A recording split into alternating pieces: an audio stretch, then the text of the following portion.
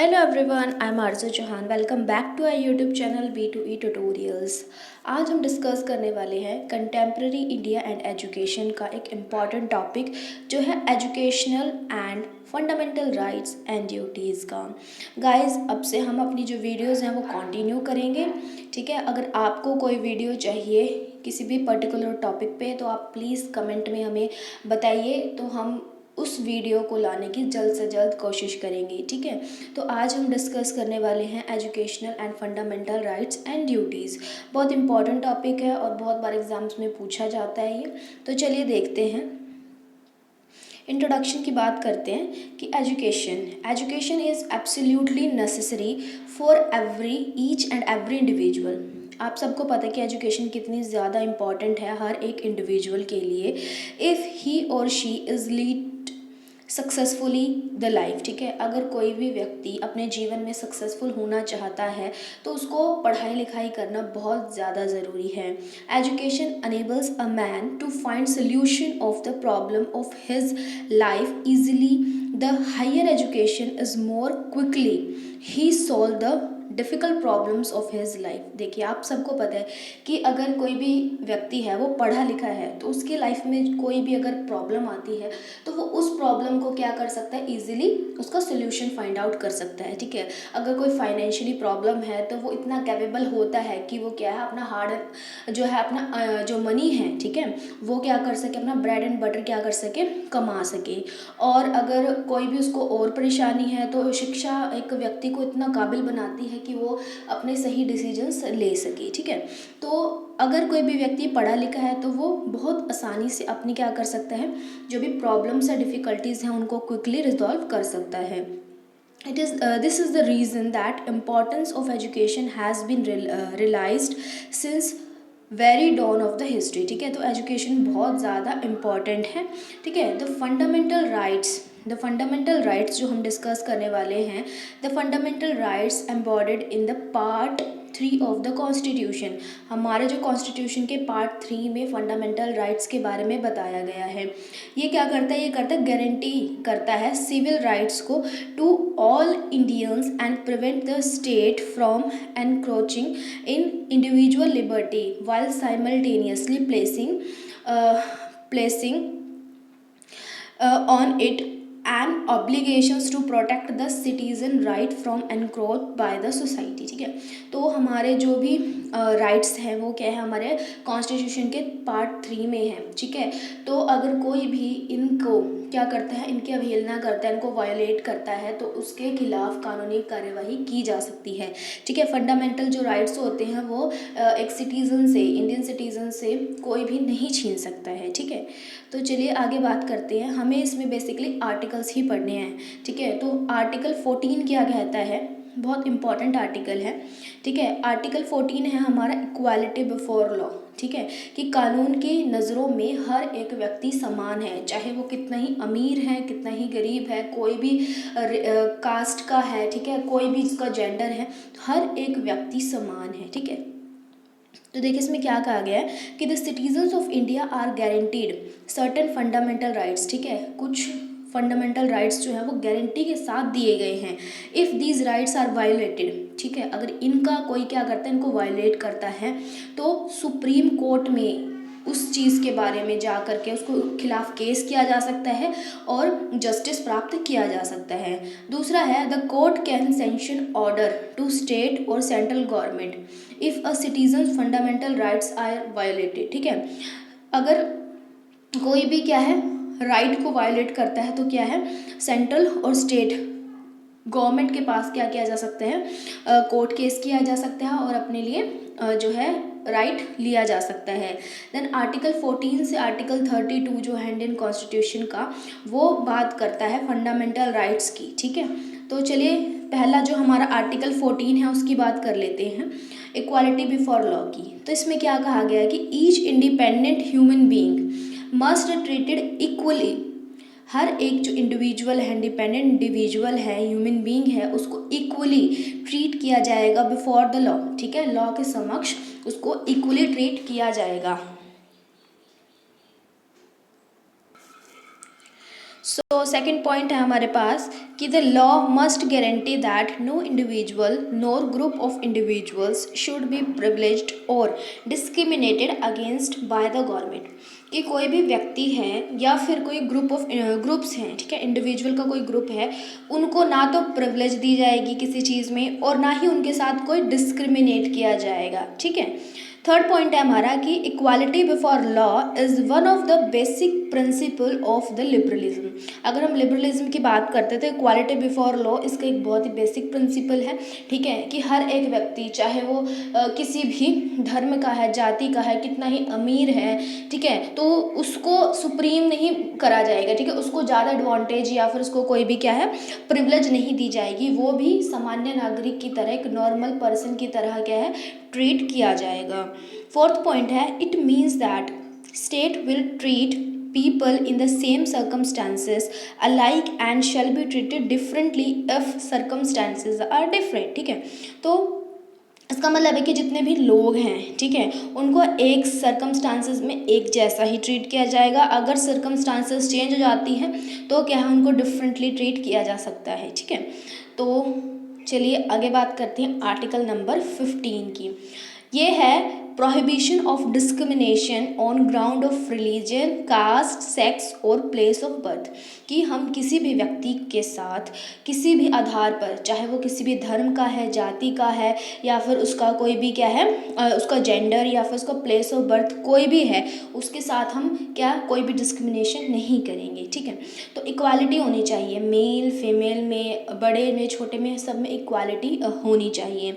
So the state shall not discriminate against any citizen on ground of religion, caste, race, caste, sex or place of birth, ठीक है, or any of them. No citizen shall on ground on any religion, caste, ठीक है, place of birth subjected to any disability, liability, restrictions और conditions with regard to. सबसे पहला है कि access to shops, public restaurants, hotels and place of public entertainment. कि हम किसी भी व्यक्ति को किसी भी शॉप पर जाने से, रेस्टोरेंट में जाने से, होटल में जाने से, कहीं पर भी जाने से नहीं रोक सकते हैं, ठीक है। सबका ये अधिकार है, सबका ये राइट है कि वो कहीं पर भी जा सकता है पब्लिक प्लेस पर। दूसरा है to use of wells, tanks, bathing ghats, roads and places of public resorts, ठीक है। हम किसी को भी किसी कुएं में से पानी लेने से, टैंक में से, या फिर किसी भी बाथिंग घाट जो स्नान घर होता है वहाँ पर नहाने से, रोड या किसी भी जगह पर जाने से हम उन्हें रोक नहीं सकते, प्रोहिबिट नहीं कर सकते हैं, ठीक है। हर एक व्यक्ति को समान अधिकार है।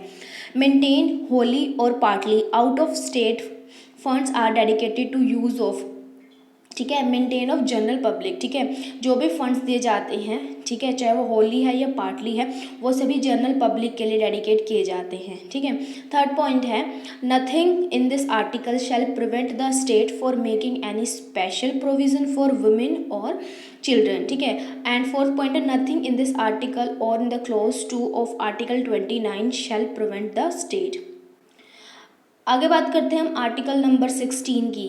ये है हमारा equality of opportunity in matters of public, spelling यहाँ मिस्टेक हो गई है, ठीक है, पब्लिक एम्प्लॉयमेंट। हम किसी को भी क्या कर सकते हैं, पब्लिक एम्प्लॉयमेंट लेने से वंचित नहीं रख सकते हैं, चाहे वो मेल है या फीमेल है, सबको इक्वल अपॉर्चुनिटी मिलनी चाहिए, ठीक है।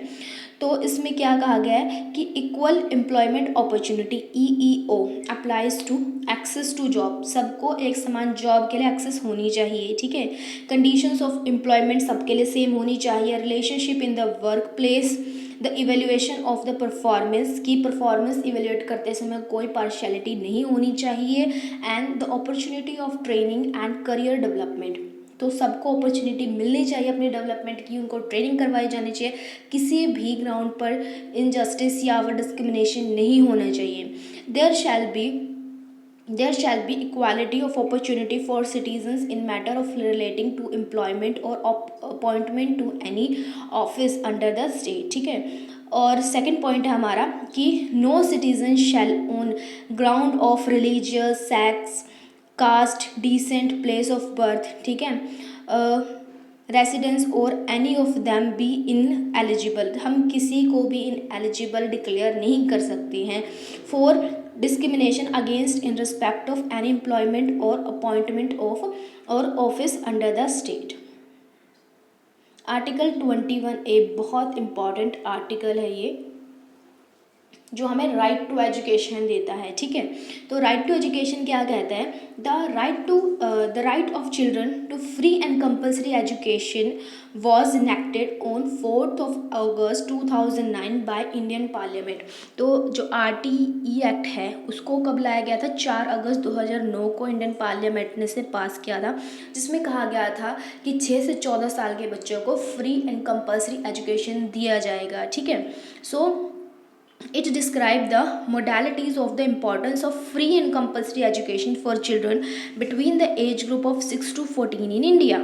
However, children who are more than 14 old but have not been able to attend school till 8th class, ठीक है, जो कि 14 से जिनकी उम्र ज़्यादा हो चुकी है बट उनको 8वीं तक की शिक्षा नहीं मिली है, can get free education till class 8th under this act. Means कि हमें बच्चों को 8वीं कक्षा तक फ्री पढ़ाना है, ठीक है। और अगर हम बात करते हैं डिसेबल बच्चों की, तो डिसेबल बच्चों के केस में 18 ईयर्स जो है वो लिमिट रखी गई है, ठीक है। तो आगे बात करते हैं थर्ड पॉइंट की, India become one of the 135th country to make education as fundamental right of every child, ठीक है। जो इंडिया है वो 135वां देश है जिसने एजुकेशन को फंडामेंटल राइट बनाया है। और फोर्थ पॉइंट है, it ensure that all childrens get free education from class 1 to class 8, ठीक है। और ये RT एक्ट ये इंश्योर भी करता है, ठीक है, सिर्फ बात नहीं करता, इंश्योर भी करता है कि सही में सभी बच्चों को, जितने भी बच्चे हैं उनको 1 से 8 तक जो है फ्री पढ़ाया जाए सरकारी स्कूल में। टू अचीव दिस, इसको अचीव करने के लिए the act lays down some duties for government schools teachers and parents. तो इसको पूरा करने के लिए जो इस एक्ट ने कई सारी ड्यूटीज़ भी दी हैं, किसको, गवर्नमेंट को, स्कूल्स को, टीचर्स को एंड पेरेंट्स को। अब बात करते हैं आर्टिकल 30, ये भी बहुत इंपॉर्टेंट है, ये होता है माइनॉरिटीज़ के लिए, ठीक है।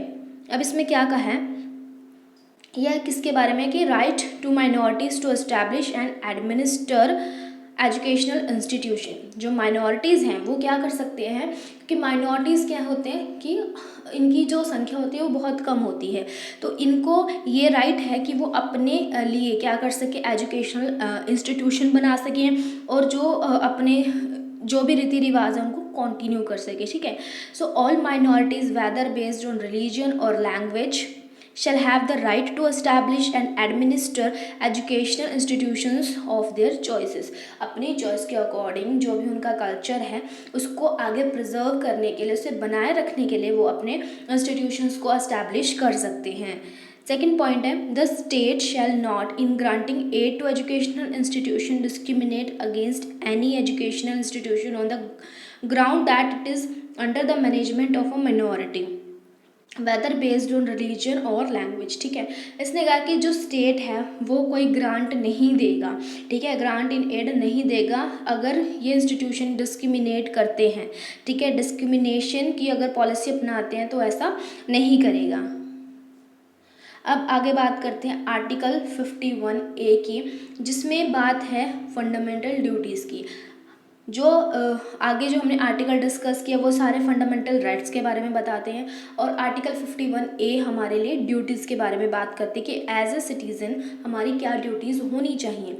सो पहला है, to abide by the constitution and respect its ideals and institutions, the national flag and national anthem, ठीक है। तो हम as a citizen of India, तो हमें क्या है, अपने नेशनल फ्लैग की, हमारे जो इंस्टीट्यूशंस हैं और हमारा जो कॉन्स्टिट्यूशन है उन सब को अबाइड करना है, ठीक है, उसका उल्लंघन नहीं करना है, इन सब की रिस्पेक्ट करनी है, ठीक है।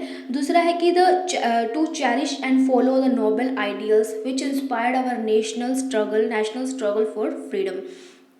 हमारे जितने भी नोबल आइडियल्स हैं, ठीक है, उन सबको हमें क्या करना चाहिए, फॉलो करना चाहिए, उनको और ज़्यादा चेरिश करना चाहिए, क्योंकि उन्होंने बहुत ज़्यादा क्या किया है, हमारे फ्रीडम के लिए काम किया है और हमें उससे इंस्पायर भी होना चाहिए। To defend the country and render national service when called upon to do, ठीक है, हमें क्या क्या है कि हमारे कंट्री के डिफेंस के लिए काम करना चाहिए और क्या है, नेशनल सर्विसेज भी हमें रेंडर करनी चाहिए।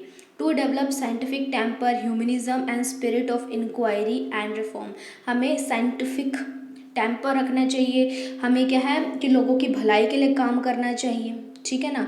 और मीन्स इसमें कहने का ये मतलब है कि एज ए सिटीज़न अगर हमें कॉन्स्टिट्यूशन ने बहुत सारे अधिकार दिए हैं, ठीक है, तो हमारे कुछ ड्यूटीज़ कर्तव्य भी बनते हैं कि हमें हमारे देश के जितने भी इम्पॉर्टेंट चीज़ें हैं, ठीक है, हमारे जितने भी दार्शनिक स्थल हैं उनको साफ़ सुथरा रखना चाहिए, वहाँ पर गंदगी नहीं फैलानी चाहिए, हमारे नेशनल एंथम को रिस्पेक्ट करनी चाहिए, ठीक है, और जितने भी कानून हैं उन सब का पालन करना चाहिए, ठीक है। और फिफ्थ पॉइंट है to safeguard public property and to abjure violence, ठीक है, पब्लिक प्रॉपर्टी को सेफ गार्ड करना चाहिए, ठीक है। तो बेसिकली हमारे जितने भी फंडामेंटल राइट्स एंड ड्यूटीज़ थी एजुकेशन से रिलेटेड वो हमने अभी डिस्कस कर ली हैं, ठीक है। तो आज की वीडियो में इतना ही, ठीक है। और अगर आपको हमारी वीडियो अच्छी लगती है तो आप प्लीज़ उसे लाइक कीजिए, शेयर कीजिए एंड सब्सक्राइब कीजिए। और आपका कोई भी डाउट है या कोई भी टॉपिक पे आप चाहते हैं हम आपको वीडियो प्रोवाइड करें तो प्लीज़ उसे डिस्क्रिप्शन बॉक्स में आप कमेंट बॉक्स में ज़रूर लिखिए। ओके, तो बाय बाय।